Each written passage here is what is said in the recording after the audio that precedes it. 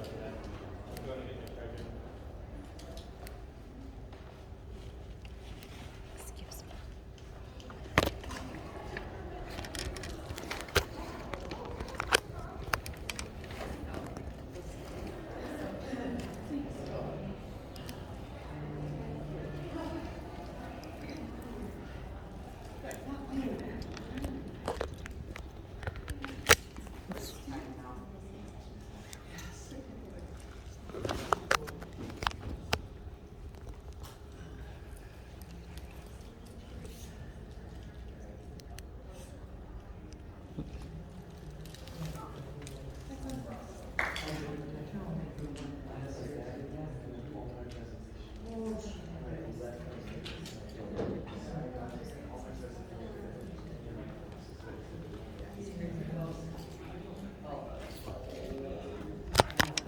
Oops, Jesus.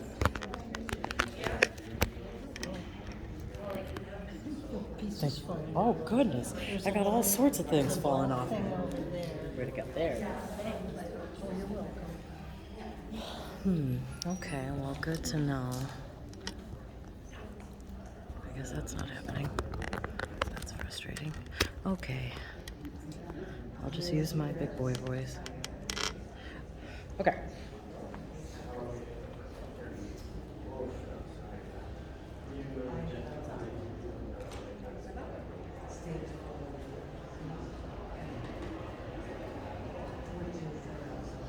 All right, everybody. Hello, hello. We're gonna get started. I'm very excited for y'all to be here. All right. So, wait, is this microphone? Okay. All right, hello, everybody. I would like to get us started with an interpretive dance.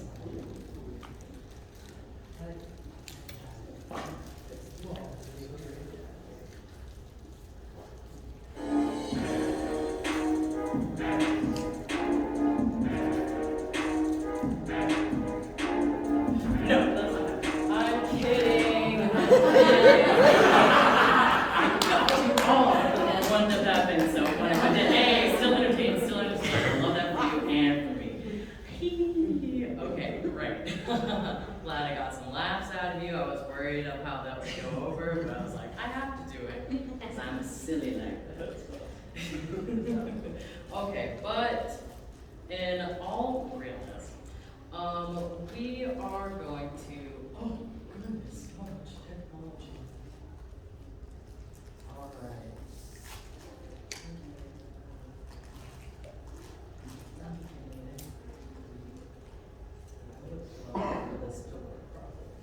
What's this? Why does it look like it? It's so yellow, huh? You want me to see if I can dim the lights a little? That'd be nice. Oh. Okay. Well, it didn't look like that earlier, I'll tell you. Anyway, that's okay. We entertainer at heart. I have to walk around with the okay, so today, wait, I like it. Bring them down. Set the mood. This is perfect. Okay. Low stimulation, perfect. You can see me, I can see you a little, not as good, perfect. So today, we're gonna get into authentic engagement. Engaging authentically engagement. Authentically, in an engaging way. Okay, that's how every single one of these presentations looks like to me. So we're not doing that either. Let's get into the real stuff. Thank you. Yes, please feel free to clap and applaud. I love it. It eats my little ego.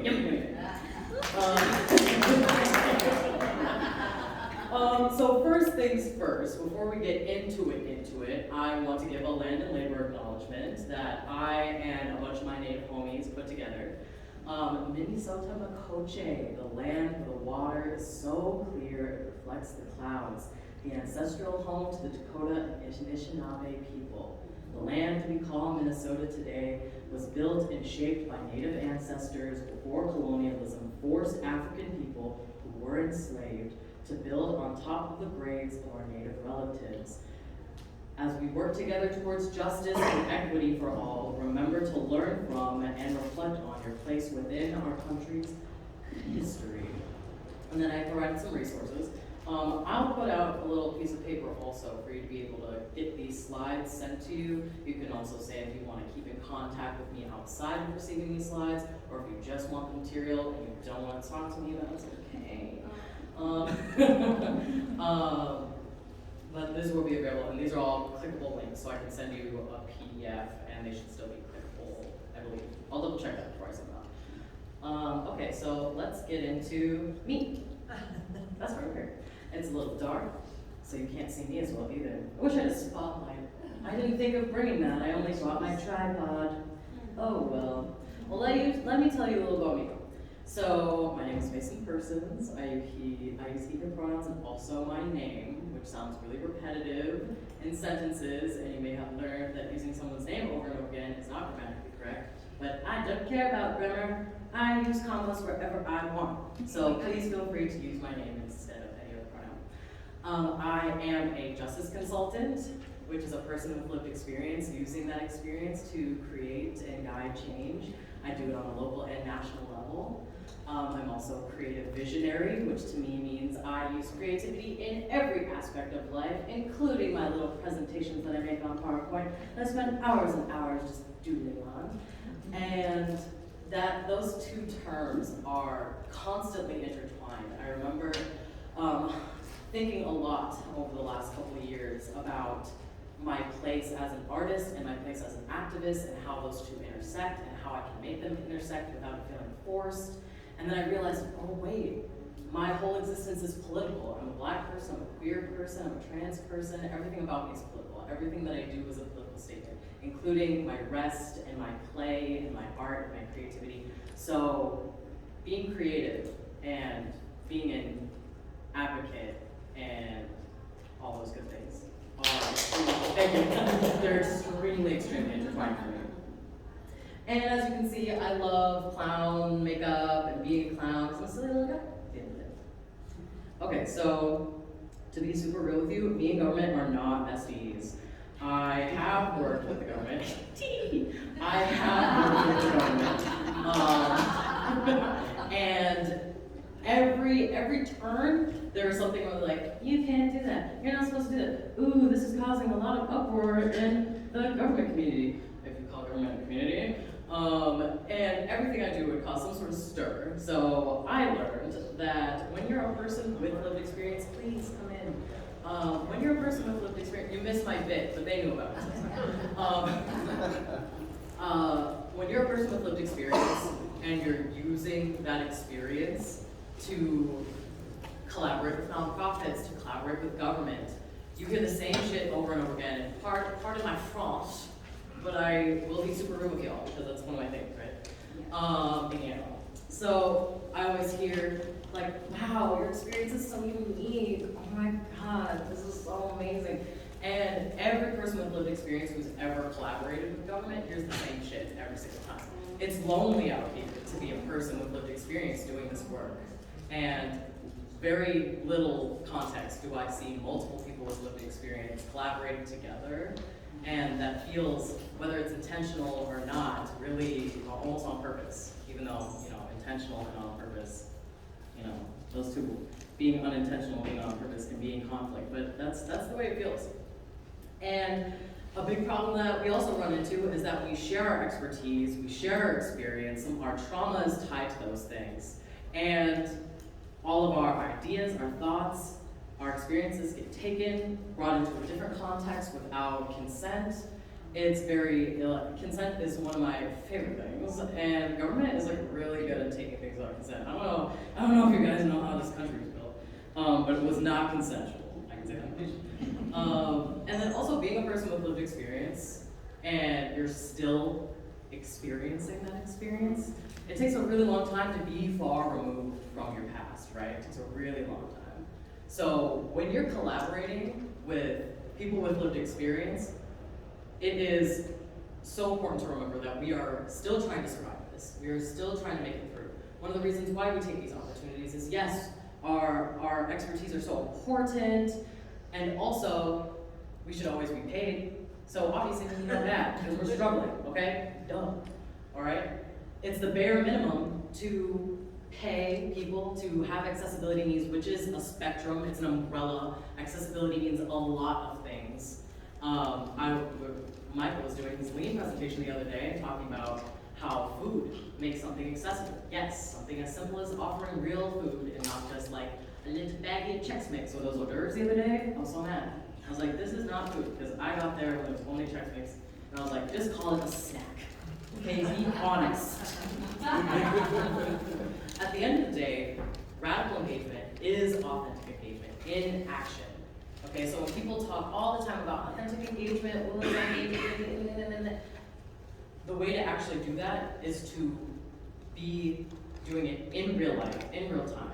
That's the radicalness. That's how you get into that deep, deep connection with people with lived experience.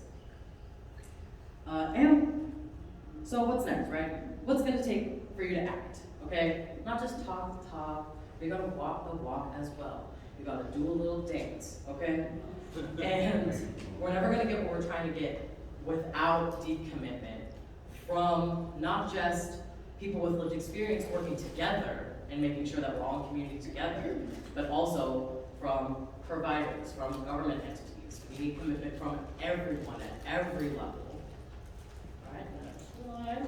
Okay, so let's get into authentic engagement a little bit, because a lot of the time you hear stuff like, just Google it. Just Google it. Okay, well, let's see what Google has to say. When I was looking up authentic engagement, because I literally authentic engagement in Google, hey Siri, authentic engagement, and then I can't do a serious. When you look up authentic engagement online, a lot of it actually has to do with schools, I realized, which is not something I really realized, that the first like 6 things you'll see is about like college or sometimes high school. You'll see stuff about the goal is community engagement. Okay, that's vague. In other words, authentic engagement occurs in this culture that embraces academic challenge that's specifically around schools. A sense of belonging and trust, okay, a little more detail. Students learn and understand what matters and acquire a strong sense of purpose. That's great, that's a result of authentic engagement. Talk about authentic engagement, the ability to be real with and true to oneself and others. That's my big thing all the time. You want people to authentically engage, but then you also are going to censor what they say, censor what they wear, censor how they talk. That's not the way to do it, okay? This is the bare minimum basics of what to do and not to do so we can get to the next steps of the deeper work, right? And then also, all of those are clickable links as well to the articles that those are pulled from. Okay, so firstly, I made this. It was with real stamps that I carved and then I put them together in Canva, and it was very fun to make this. It says, crossroads created by our roots intertwining deep through our ancestors' soil. And I love, thank you, and I love the combination of hands and roots. I was looking at my hands when I was making this, and I was thinking about how fingers feel like roots, and how if you're deep into a garden, you're laying on the grass and your hands are in the dirt, your fingers are rooted, just like the trees around you are rooted in the soil. And I thought that was so powerful, because remember that we're all connected, not just us as people, but us with the world. Okay, something that you need to remember is that the word radical comes from the word root. I learned that. And I thought that was also so powerful. So when we're thinking about being radical in our engagement, we're talking about getting back to our roots. And what are we talking about when we say roots? Ancestral roots, where we came from before we are now. Too much has happened to go all the way back. We can't live in our ancestors' world, but we can make a world moving forward that our ancestors aren't turning in their graves for, especially those of Black and Brown Indigenous people. Our ancestors are blood is spilled, So being able to get down back to where they would be proud of the world that was built, even though capitalism was built on top of all of these unnamed graves. But we can make a world that's better in the future, right? When we actually get down to the root of it think a lot about how dandelions grow in the cracks of concrete and how they do that on purpose because they know that the soil needs to be able to breathe. Dandelion seeds root in concrete on purpose so they can start breaking up that soil to allow oxygen to come in. And that's a role that we play. We're dandelions in the soil. We start yellow, grow old, white with age. We go out into the universe and we plant ourselves wherever we see that we're needed. That's why we're all in this room. That's why we're all at this conference. We all feel like we belong in this work in some way. And that's us starting the root work.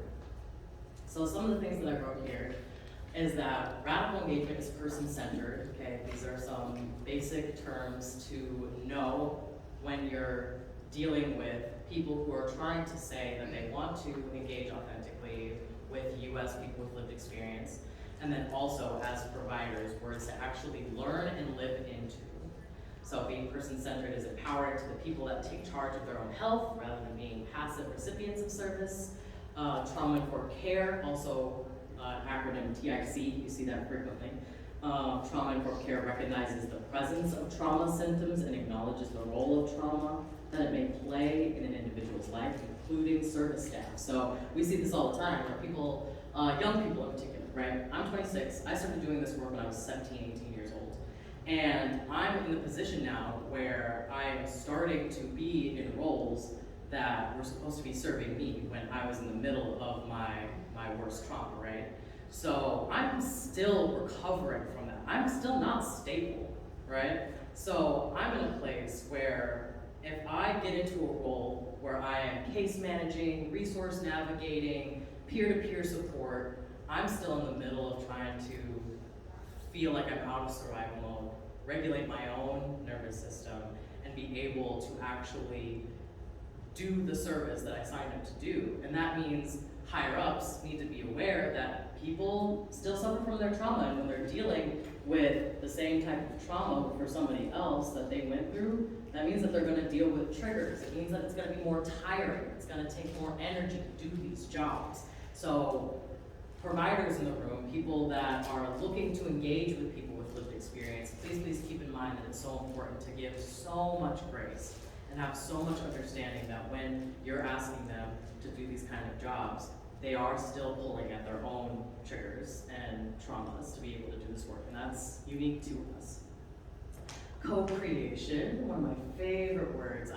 We just did the thing where we were all working in groups, and I had so much fun. I love collaborating with other people, and that's the type of vibe and energy that we need everybody to have, because we are all so deeply connected. So co-creation and co-collaboration, co-conspiring is all really important. Co-creation, we all bring valuable knowledge and insight to this work, even people without lived experience, people go to school, blah, blah, that's great. Okay, we all have things that make us important to this work. Our passion is the one thing that really roots us all together, and then we all have our individual thing that we do with that passion. So the co-creation of many passionate people gets us places, and that includes passionate lawmakers, passionate employers, everyone on every level. We need consistent action and follow through, okay? Again, with walking the walk and talking the talk, okay? We need people to be able to be like, yes, that is so good, you're so right, okay, what do you need to be in a leadership role to execute the thing you just told us about? That's how you authentically engage. You don't just go, wow, that's so great, I'm just gonna go ahead and use that, thank you, and then we're off in the dust. It happens all the time. It's happening today, it's happening all over the place.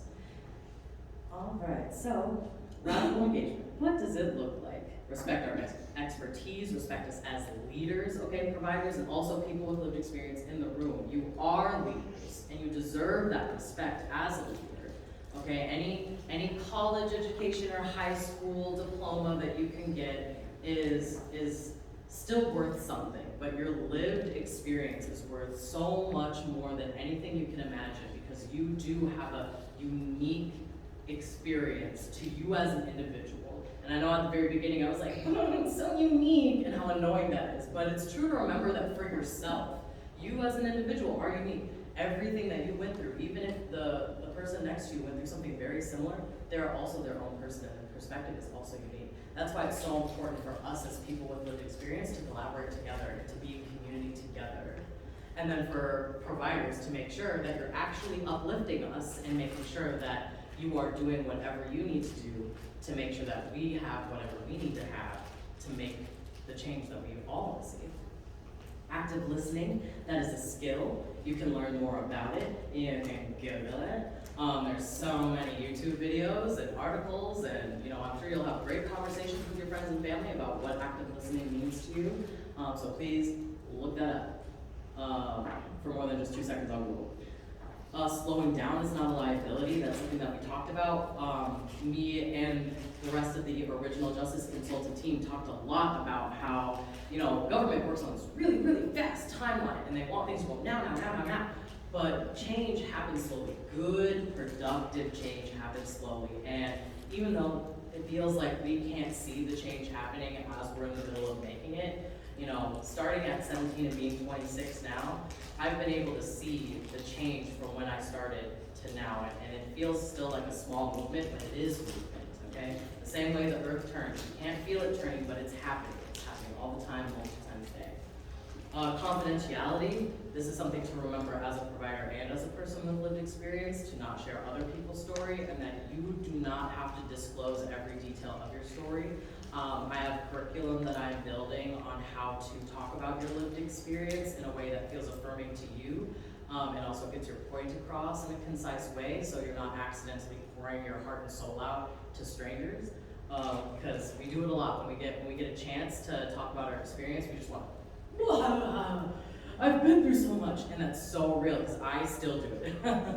But being able to utilize it in a way where people will actually be able to listen instead of just being like, oh my God, you went through so much, wow. Instead of getting that kind of response, you can have a more concise version of what you actually want to say. And I'm working that out. So, catch me next year and we'll be able to talk more about that. Plain and simple language. That's a big one for me. Being as accessible as possible is a part of plain and simple language fit. That's accessibility. Especially when we, as people with lived experience, aren't super well versed in government and how government works. It can be really frustrating to, be hired on for a position and then have no fucking clue what's going on. And it feels like such a burden to be like, hi, I actually have a question. Can we pause the Zoom meeting for 2 minutes so you can explain what you just said for the last 10? It feels like such a big deal to do that, but you really just gotta go ahead and do it. It's okay to ask questions. And if you're in an environment where they aren't encouraging that, then that's a red flag. You need to dip out. Your piece is better than trying to change an organization that doesn't want to change, right? Communication, accountability, transparency. I see all those in a big triangle. They are connected. You need all three for all three to work. For any of the one to work, you need the other. And that's a practice. That's how you get deeper into the root work, right? Figure out what it means to be a good communicator. Figure out what it means to be transparent. You need to be vulnerable to have these things too. I think in the triangle, vulnerability is right in the middle of that triangle. And that's hard to do, especially as a person with lived experience. When you're working with government, you're working with nonprofits, being vulnerable on an actual deep level is really hard to find. When I was working with Minnesota Housing this last year, I was told over and over again, wow, so vulnerable. Wow, that's crazy how you just say things, how you want to say them. And as of right now, that's still kind of radical in government. But for us as people with lived experience, one of the best things that we have for each other is being real with each other, and then we can be real in those spaces too. So if we encourage each other to not censor ourselves, if you're ever in an environment that tries to censor you in any way, then figure out what exactly they're trying to censor and bring that back to them. Why are you trying to do this? It's always worth it to question the people that hired you. I think, there's ways to do it in a way that doesn't feel harmful to you, and that's also something that I can get into in another presentation. Because a lot of this can be dug into so deep. This is a high level overview of things that you can spend a lot of time digging deep into, and you need to dig deep into each one of those things to be able to do this work in a radical because you need the roots to be vertical. You have to dig deep. Did you know that dandelion roots, untouched, can get to 13 feet deep? 13 feet, that's amazing. Imagine what we could do as people with lived experience. We're stable, we have food, we have income, we're able to root in for 13 years. Can you imagine staying in the same wonderful, beautiful home for 13 years? Imagine the work that we could do, okay? Right, exactly, right? And being able to make that happen for us, okay, as providers, as employers, making sure that if there's a based on experience or EOD, whatever, dependent on experience, when you're talking about salary, right? If you're hiring a person with lived experience, put them on that high end. If it's a salary job and you want a person with lived experience and you want them to do that job well, give them as much money as you possibly can, because we are surviving under capitalism, so we need capital to survive. So at the end of the day, it's okay to give people money so they can do their job right, and I will always connect that. Give credit when credit is due. Thank you. Snap, snap, snap, snap. Give credit where credit is due. I think this happens all the time. I know it happens all the time, where we have our ideas taken, and then we're not even given credit for the things that we can do. That really sucks. It's really annoying. Things that we could put on our resume aren't being acknowledged by our employers. Hi, so glad to have you. Thank you so much. Wow. Being able to have, no, lost that completely. Moving on. Oh yes, give credit where credit is due. Basically, give credit. It's not that hard to be like, and this person helped with this part of this. It feels affirming. You're actually acknowledging me as a person, as an individual. It's really important stuff. And it's something small. Some of these really simple things can actually make a huge difference in building trust with people with lived experience. Okay, so people also talk a lot about safe spaces. And something that I've thought a lot about is the fact that you actually can't really create a safe space on your own. You can't create safety for a group of people. That's determined by an individual. But you can create spaces that are non-judgmental, spaces where you feel like you can be brave, to be vulnerable, and that creates safety. So you can't really claim that a space is safe, and that's something that people use, I've noticed, to kind of not necessarily intentionally avoid accountability, but I do think claiming, well, this workplace is a safe space because we have a couple of queer people on our team and one person in a wheelchair. So we're basically super diverse, and we deserve a lot of grants for that. Red flag, hate to hear it, okay? Being able to be in a space that feels actually safe is something that you can only really create in your own body. So being able to do the things to make an environment that feels non-judgmental where people can be brave is how you create that safety.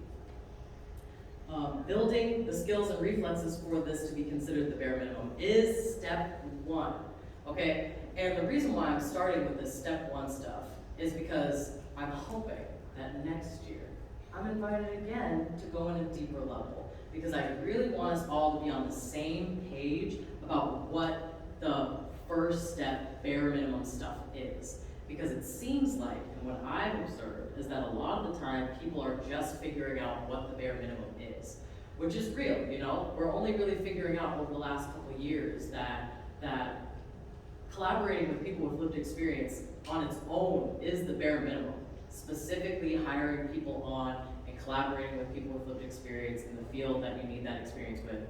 That's very new for government, so making sure that you bring up some of these things when you as a person with lived experience are trying to be employed, be in a government space, kindly, I guess, interrogate them about these things, because you need to make sure that you're in an environment that is as affirming as possible. And that can't be created overnight. So if you feel like, you need to miss out on an opportunity to be in an environment with a different opportunity that will actually treat you well, do it. Your piece is worth it, okay? And if you, as employers, are not creating these spaces that makes people with lived experience trust you and want to come in and collaborate with you, then you're missing out on some dope shit. I can't even lie to you. You're missing out on some great thoughts, some great ideas. You know, a lot of people with lived experience were putting down their ideas today. You walk around and see sticky notes, whatever, IDK are still up, but a lot of people have great ideas, and especially us with lived experience. So you really don't want to miss out on this. Okay, so I'll go through this one pretty quick. So I think a lot about trees, life cycle, cycle of nature, roots, always think of the roots. And when you're thinking like visually, all right, because when it comes to creativity, you're being really contemplative. You go into an art museum and you stare at a piece of art and you think about it. You create a deeper meaning for that piece of art. There's not always a little artist statement telling you how to think deeper about it. So I like to visualize trees and aspects of nature a lot when I'm thinking about the change that can be made, what levels we can make change at, and where we are in the process. And so we've got justice consultants and community partners as the roots, program providers and action leads as the trunk, administrators / funders, results and strategy teams as branches, law / systems, senior leadership and equity team are twigs, lawmakers and council are leaves, and they all play different roles, and you can intersect with these because at the end of the day, what? They're all connected. It may have started with the roots in the soil, but you can start as a justice consultant at the root and end up a lawmaker, because that's how the cycle of life works, right? You grow in, you decompose, end up back in the soil, and back with the roots again. So I'll go into a little bit about each one.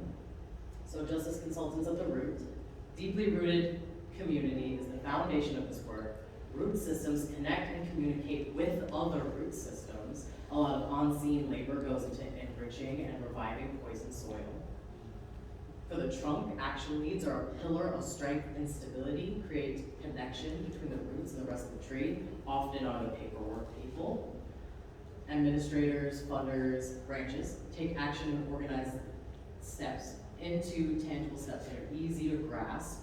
And then you think in, branches, grasping, climbing a tree, on the branches, on the twigs, right, grasp.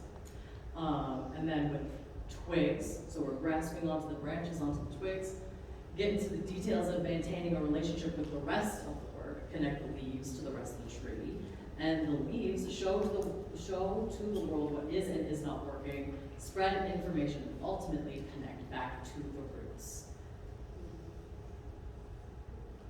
Okay, so I will go through these pretty quick because this is its own curriculum, which is another thing that I want to build out is words and terms to dissect. But this is just a snippet of another presentation that I'm creating. So I won't really go through these, but if you sign up to have your information given to me, then I can send these to you for you to start dissecting them more on your own. But you can even see here at the end, I'll point it out, when I was writing this out, I was already getting a little mad. I get in my feelings sometimes during this work. So for ally exhaustion, I say here, valid and also ridiculous. I don't even want to hear this shit. Because when, I can go into what ally exhaustion is real quick. When you go really hard on one or multiple areas of activism and get worn out, this happened big time during the murder of George Floyd, where you got a lot of allies out of nowhere being like, Black Lives Matter every single day for 3 weeks, and they're like, my voice is hoarse. Like, it is really hard to be out there on the front lines. I'm really doing it, and I think I can stop now. I'm so tired. That is ridiculous, and I won't go into it because I could really go on and on. But that's another curriculum. Have me back next year. I can talk more about it. But this is part of the work, right? This is the bare minimum stuff. Dissect these terms. Get into conversation with people about these terms, how you interact with them in your everyday life. Get uncomfortable. Dig deep. Do you do any of these things? Probably yes. So how do we work through that to get past it? Okay, so this is the little dreamy part. This is something that I spent a lot of time on because I think one of the beautiful things about contemplating art is just sitting with it. So I did this for a couple hours, just thinking up these words, contemplating them, dreaming up what life would look like if we lived into them deeply.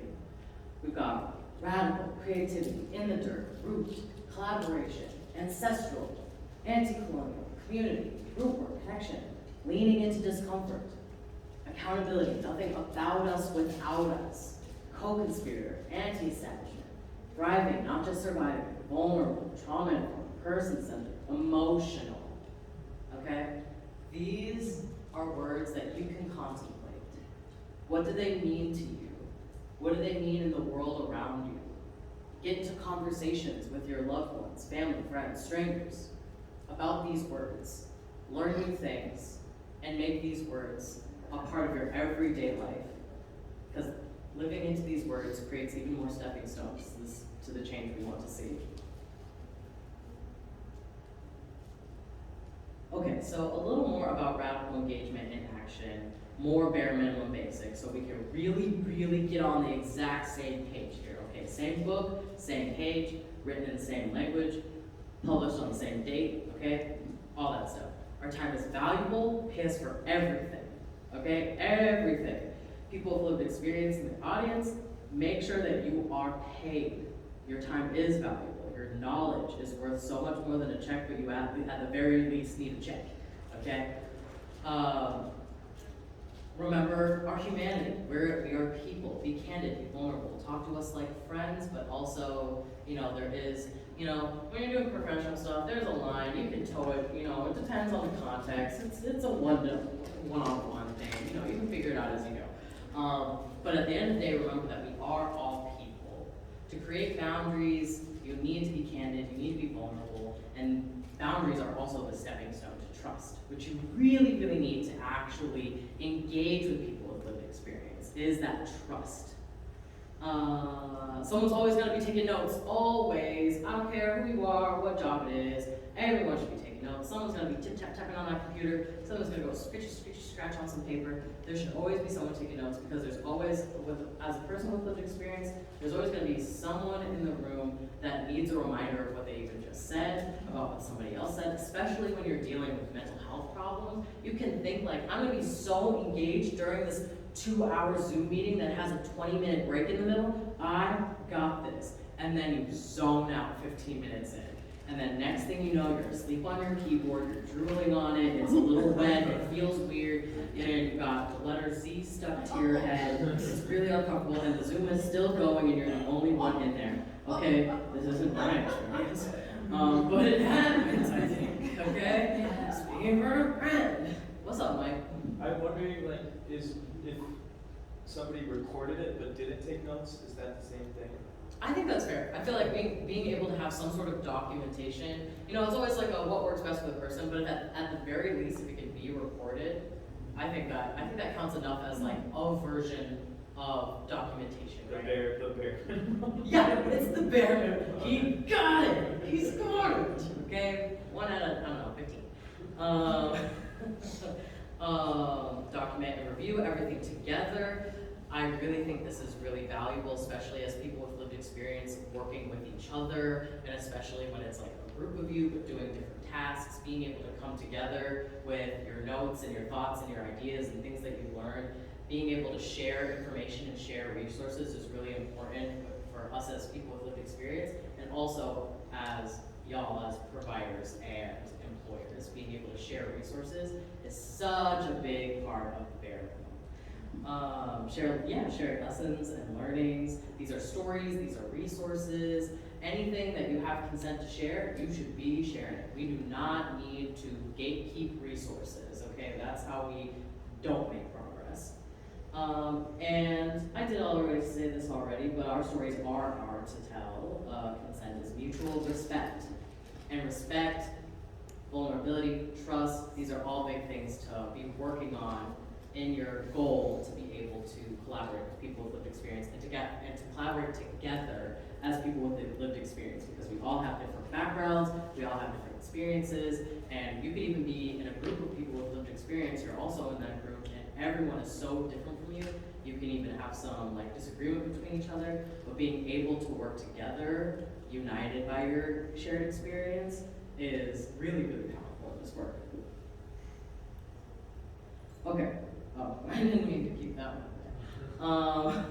So here's another one. Radical engagement. Okay, so when we're getting into getting real good at talking the talk, now we walk the mother loving walk. Okay, we're hearing even in this conference this year, these last 2 days, you're hearing words and phrases that reflect radical language. But are we seeing radical action? Not entirely, okay? Not to discredit anyone or any entity or anything like that. But it is true that first people will take the words and the language and use them, whether they use them correctly or not, before they do the action. Okay? So, yes, learn the words and then figure out how to implement that in real life. Bring people with lived experience into every aspect of justice work. Every single step of the process, there should be a person with lived experience, and not just any person with lived experience. If you bring a person on to do something, or they give you an idea, and you're like, okay, let's do that then. Have them for every single part of the process. Not just be like, okay, well, you were great for step 1 through 3, but I think I'm gonna have some other random person that nobody knows, who also has lived experience, super valuable. We're gonna have someone else come in. And that's not engaging radically or deeply or creatively with the people with lived experience. More creative would be, okay, what if we built a team for you? You have this idea, let's build it out with more people with lived experience. That's when we start to get into the creativeness, right? Write everything down. That's a big one for me personally. We are leaders, we are professionals.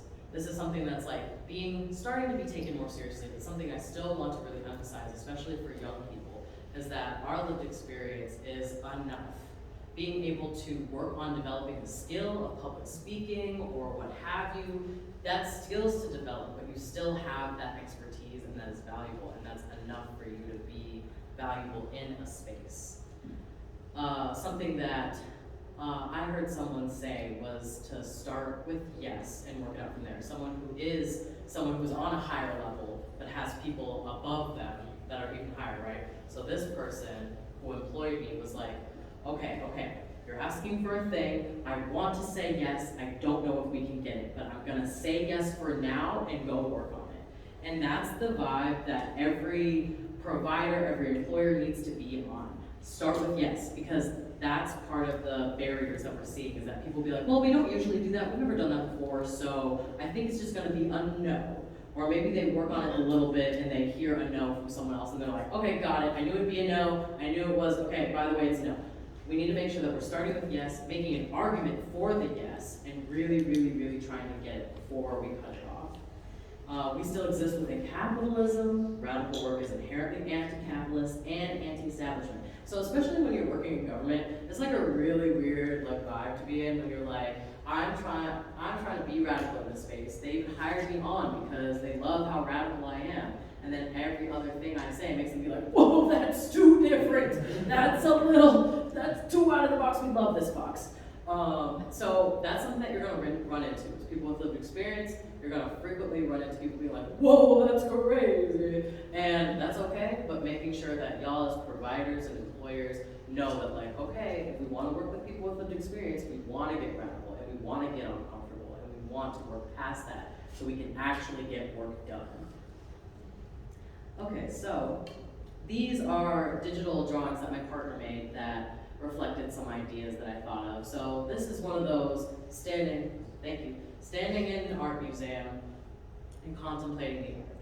So over here we've got a hand with an apple that says, with every one seed, many fruit may grow. I came up with that phrase. And on the left here, every strong root makes a deep connection. And I'd love for you to just sit and contemplate those things. Contemplate the art itself, the fruit, the hand, the trees, the clouds, what it all means to you, what it means in your everyday life. You can get a lot of stuff out of just these phrases. I thought about it for a very long time. There's a very long tangent that happened before these two phrases. So you can get a lot of work done by just contemplating art, by contemplating words, contemplating those things with other people. All right, so what now? You better work, bitch. Okay? Stay connected with me and my work. Okay, I'll give you my contact. I don't care. Stay connected to other conference attendees, okay? We always are like, oh my God, I'd love to stay in contact. Here's my business card, here's your business card, business card, and then no one ever contacts each other.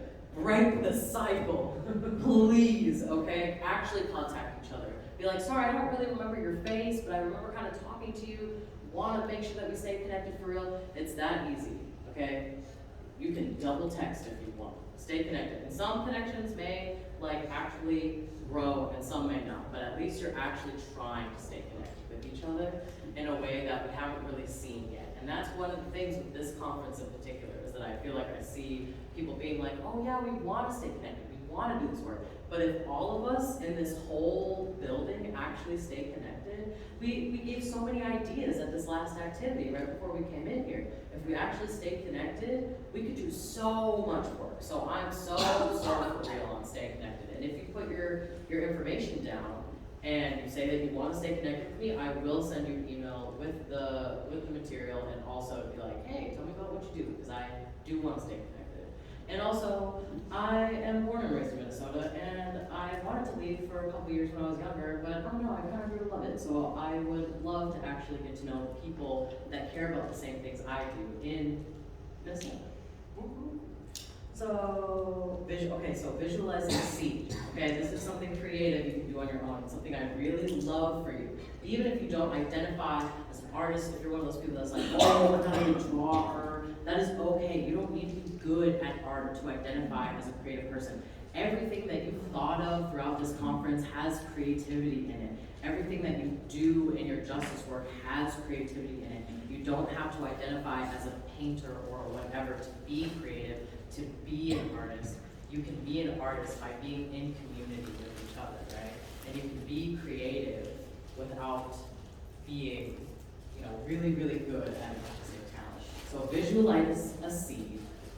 What is the justice dream you want to see bloom? And what does it need to grow in poisoned soil? Because as of right now, the soil is poisoned. There's no really good way to revive it. So how do we grow through it like dandelions in the concrete? Do the deep inner work. Get uncomfortable. Remember, everything is connected, and harness your inner creative. Those are the things that I want you to take with you and contemplate with other people. Write it down. Do it. Or you can just go to an art museum or a local gallery or a local pop-up and just see what happens. See what you think of. See what conversations you get into. Because that's the creativity of it all. All right, well, thanks, y'all. These are my things.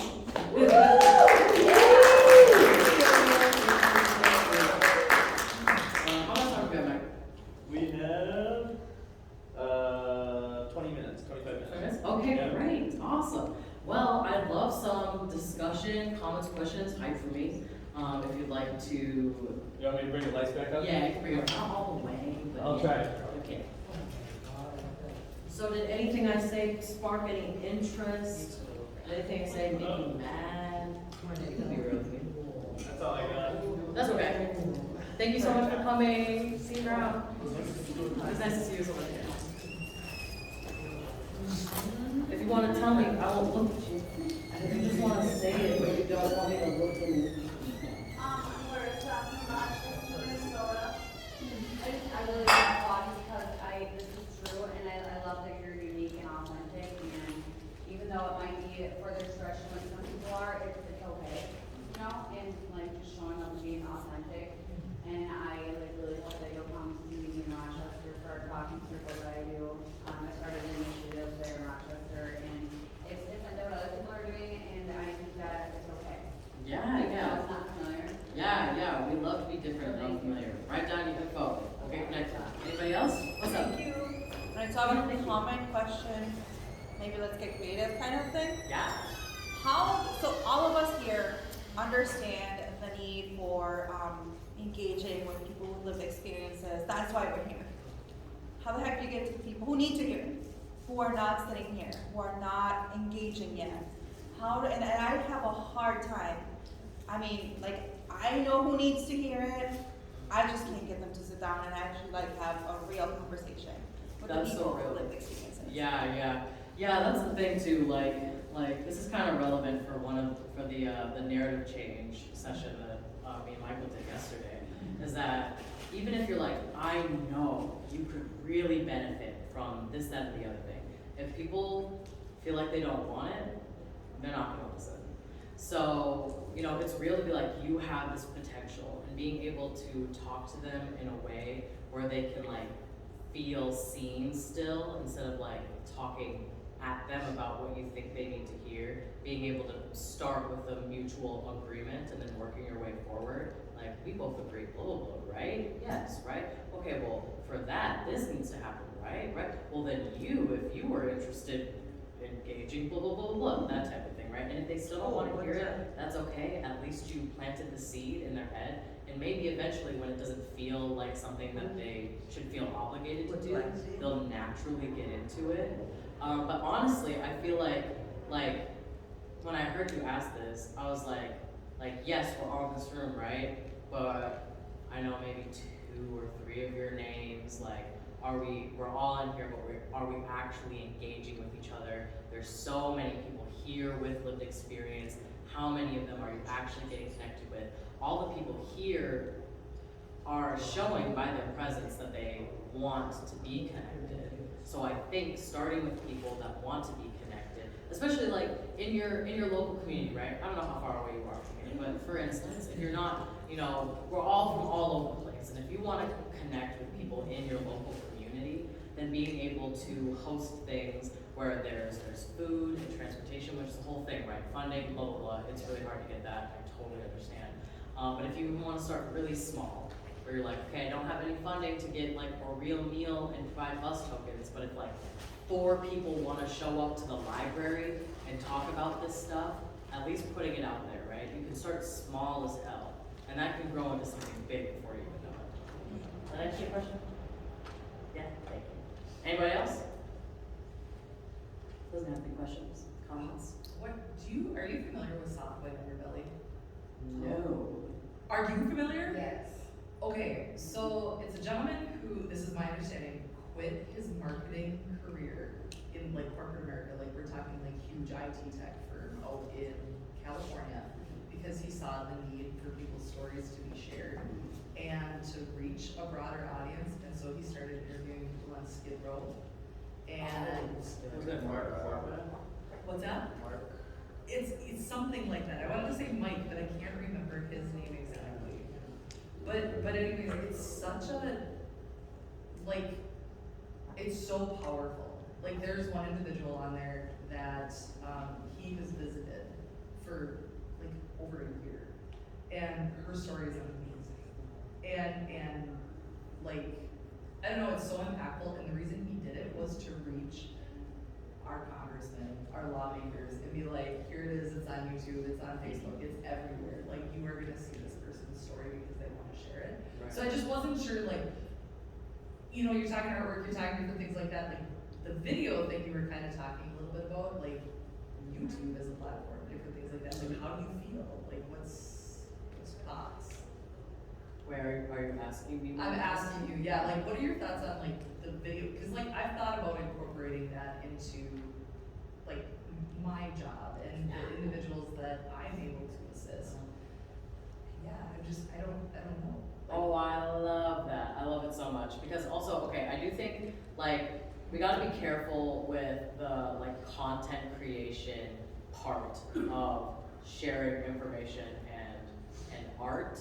Because, you know, I think people can get really caught up in being like, well, TikTok is a really popular platform. So if we get on TikTok, we can reach a lot of people. And then they're like doing little dances that have little phrases about like homelessness and housing instability, and 6 people saw it. And that's just kind of how algorithms work. But I do think things like YouTube, and even like, I was even thinking about how next year it'd be really cool to show a video that I created instead of just doing a presentation. Like, that's a really cool way to engage with people, especially visually. We're visual people, like, we're visual creatures. So being able to like get your eyes fed something yummy and to get something in your ears, like with that combination, it really sticks. So I love that idea, and I think it's really cool to be able to like use like creativity in that way to be able to spread resources and spread it in a wide scale way. What's up? So then I wonder, you know, with the content that she's talking about specifically, I think it's basically like someone with a cell phone. Like imagine going to a homeless person and filming them and asking for their story, and they're consensually sharing the story into the camera, and then that's being shared on social media. Feel free to say I need more time to think about that, but how does that mesh with like sharing stories in a healthy, non-toxic way? Ooh, I actually love this question because like when I think of stuff like that, like it seems consensual, but it doesn't feel consensual to like be like, hey, would you mind talking about your experience in front of this camera right now? And we're like, sure. Maybe they even schedule it a day or two in advance, but it still doesn't feel like that good. I've seen interviews like that, especially like this is actually becoming more of a thing on TikTok in particular, where people will just like stop any random disheveled person on the street and have a camera in front of their face and be like, talk about your experience. And I think like there's something to be said about people with lived experience really wanting a platform to talk about their experience, being able to get it out there and not having the resources and accessibility to do that on your own. So I think it's a really like interesting line to toe. I don't even want to say it's a dangerous line, but I do think like you can't just put a camera in front of somebody's face and ask for their story. You have to like go through like, you don't have to share anything you don't want to share. How do we get in contact with you? If we post it and you decide you don't want it up anymore, like what can we do to make sure that this is as much of an affirming experience as possible? And that's kind of what I think about it. Sorry, I saw a hand and maybe one. Well, I just wanted to add, like, the point of intent also is part of the consensus, right? Like, if I'm stopping you, like, in the middle of the road and asking you if you can tell your story, I think it's important that you know why I want you to hear your story or why I want to project your story for. And I feel like that's as much part of the consent as it is just letting them know that you're videotaping it or that you're recording it. Mm-hmm. Because it could be so misused. And I think a big part of building trust with someone is making sure they understand why you're doing what you're doing and what they're saying yes to, essentially. Yes, yeah, exactly, yeah. Like, you know, enthusiastic consent for people to be like excited to share their stories, but instead of being like, well, you'll give me a $15 gift card, so why not? I need it, you know? That feels exploitative, even if you're like, well, I'm giving you some money, you know? Does that Technically against the law because you're taking advantage of a vulnerable. Yes, exactly. And people don't even think of it like that. I've seen that happen so many times. Even, you know, something as innocent feeling as like people will put together focus groups and give you like $15 gift cards and be like, okay, now talk about your trauma, all of you, all at once. Like that's not helpful for anybody, and it doesn't feel good later on. Maybe it does in the moment, and that's how people with lived experience will get caught up in sharing your experience, is that you're like, I'm getting a chance to share it, you know, everything is coming out, and I feel a slight weight lifted off me, and then I remember that I'm either still going through it, or yeah, I did have to go through all of that, and it feels heavy again. So you have to be really, really intentional about sharing people's stories, taking them, and then sharing them, because that's what it is. When you record someone, you are taking their story and being aware of that. What's up? And in the editing, that person should be Yes. involved in the editing. Yes, yeah. Ooh, I like that. Yeah. Yeah, that's a very like big part of ethical storytelling, is being able to, at least in my opinion, because I've seen this happen a few times, where people are like, we are all about making sure that we are doing things as ethical as possible, but then they won't give you the chance to look at the footage first or hear the recording first before they post it. And that's something when I do podcasting, I make sure that I send the recording out to the person first. Be like, if there's anything you don't want in here, after listening to it, let me know, I can edit it out. And I've even been in situations where, you know, for an organization, I'm interviewing people, and then I say, oh, this was a little unclear in the paperwork. I just want to make sure if someone wants a part edited out, they can get that edited out. And they're like, well, we can just take the whole thing down entirely, but we won't put in the work to edit the thing out. Like, that kind of sucks. Like, someone still had to put in all the effort to tell their story and take the time to do that, just for it to be taken down completely because they decided they didn't want that one part where they got a little too deep. They were fine with sharing it in that moment with that individual, but later they were like, I actually don't really want anyone on the internet that exists on the internet, which is thousands and thousands of people, to hear about that, about my life, you know? Or maybe they said a name that they didn't need to say, you know? So yeah, deep enthusiastic consent is really important for sharing people's stories, and that's kind of one of the reasons why I think it's really important for people with lived experience to collaborate with each other, because you still have to make sure you learn about and understand consent in a deep way, but it doesn't feel as extractive when you're like sharing a story together versus someone is the consumer and the other person is giving, you know, the creator. Anything else, y'all?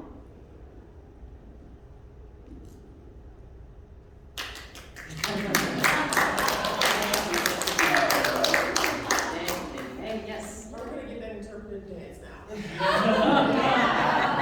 Well, actually, how much time do we have? I got a question for you, Mason. What's up?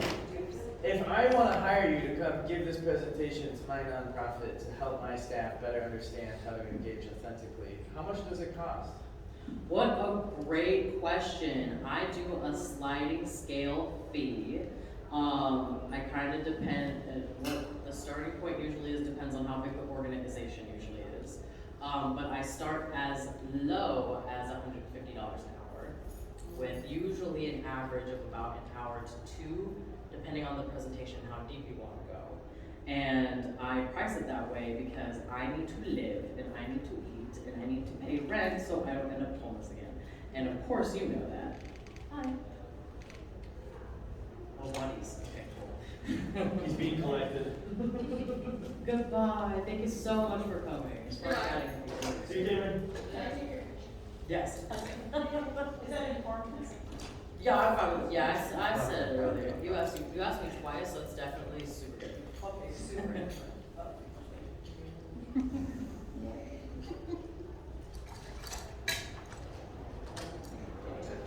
Great, perfect.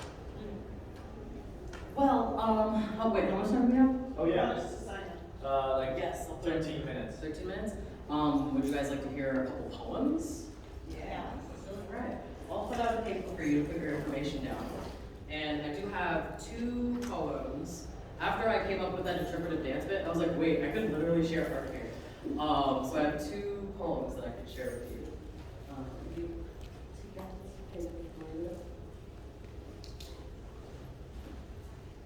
Oh, I put it there because, okay. Well, you could use this big statement because this is something, well, I guess I'm not using it. Okay, well, I'll have an organized brain about it. Okay, so if you want to have the information sent to you, the material sent to you, write down your name, email, whatever you can send to. It doesn't have to be phone number. Email would be best for me anyway. You can write it down, and I'll get in contact with you. Okay, and I've got 2 short poems that I can share with you.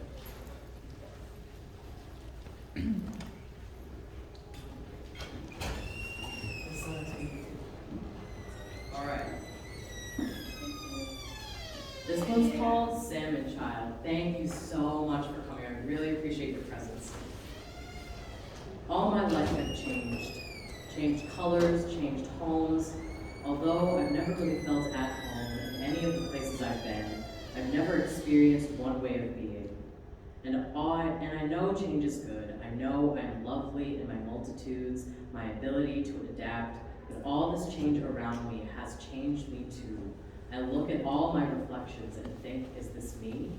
I can't find a version of myself I feel connected to, an impossible task between infinities.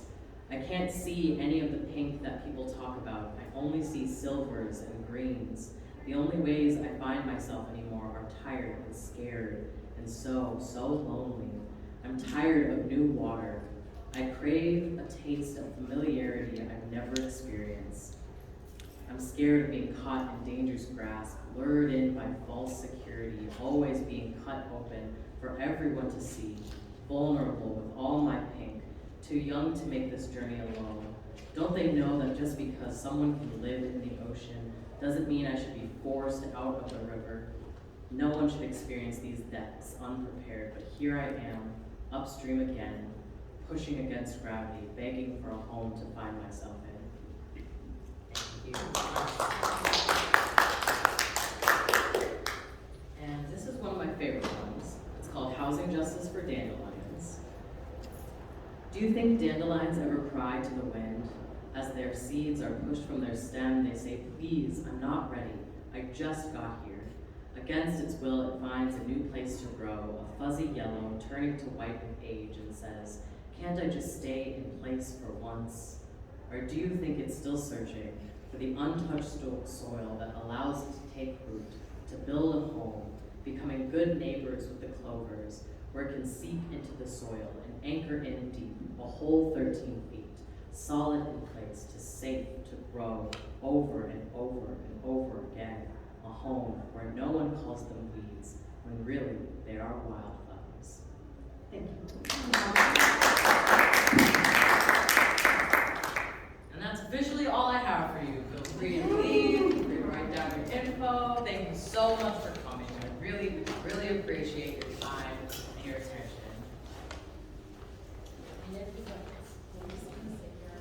Where are you in from? Thank you so much. Oh, yeah. Appreciate it. Okay. Oh, hell yeah. Thank you so Ellen much. and Larissa from Rochester too. I'm Heather. Yes. What's your name? Joshua. Joshua. Nice to see you. Nice to see you. I want to keep running into I it. know, it's cool to see you, to meet you both. I'm from the Rochester area. I experience homelessness. I am a person with lived experience, and I've also done a lot of stuff in the recovery community. I had long-term recovery before, and so I've done a lot of stuff in Rochester. Now I started my own outreach, Revival of the Spirit, and I work with people who are unhoused, teaching us how to speak life into our life through having a talking circle. So like my primary, like my person that I'm like cheering for at that meeting is always the unhoused person, but I'm also inviting people anywhere in Rochester to come because like inner dialogue matters, and when we find ourselves in plain clothes and learning to speak words together, like we can create a family feeling, and so we just don't know how you're gonna meet those people that fill those gaps in your life. So hopefully, love them. Yeah, I love that. Can I get a picture and I can mine? They can do one of my Bibles. Okay, so I hand out the Traveler's Bible. I don't know if you guys are Christian or not, but I got one. Oh, sure, I left it in the car, but. I have. Thank you so much. Okay, that's okay. Yeah, so I do that every Friday from 10:30 to 11:30 down by like That's usually and my then thing. My sweetheart says. going to college for communication, so I can hopefully do my start college. I'm hoping, because I don't know. I don't think it's pick when it's. Thank you so much. Honestly, for 2 years or something, so many good things happening. Please do. Yeah. Thank you Or I so can much. never get mine to either. Yeah. Where do you work at? So I'm Oh, cool, okay, That makes sense. cool. Yeah, I'm a little bit familiar.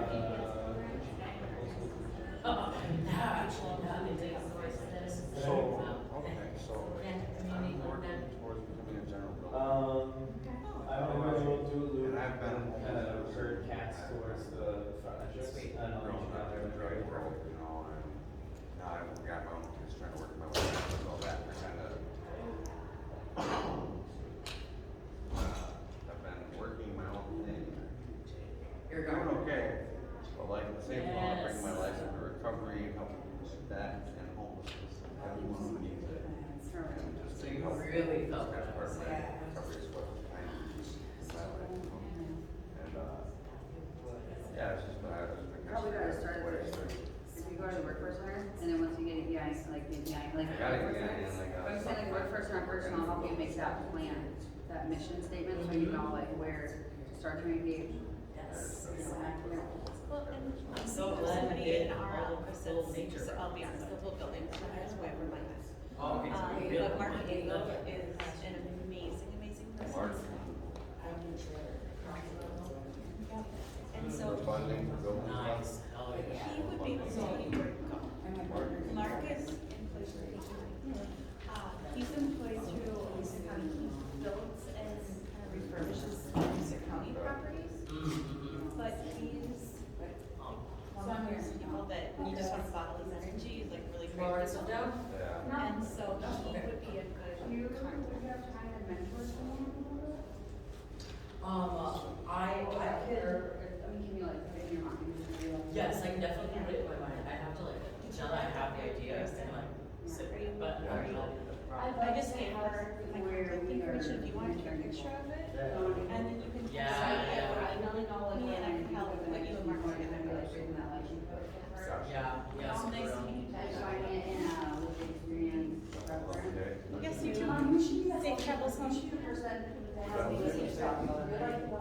Lucky. I know that for sure.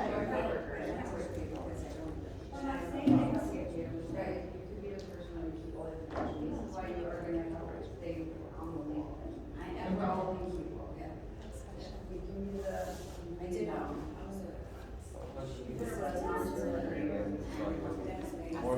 Oh, we're gonna drive home. With our family. Oh, that's. And it's in a different room, but I think, well, that's true. That is true. You got a good point, Josh. Okay. Thank you. Thank you so much. Thank you guys, see you in Rochester. Nice Nice to meet you both, thank you.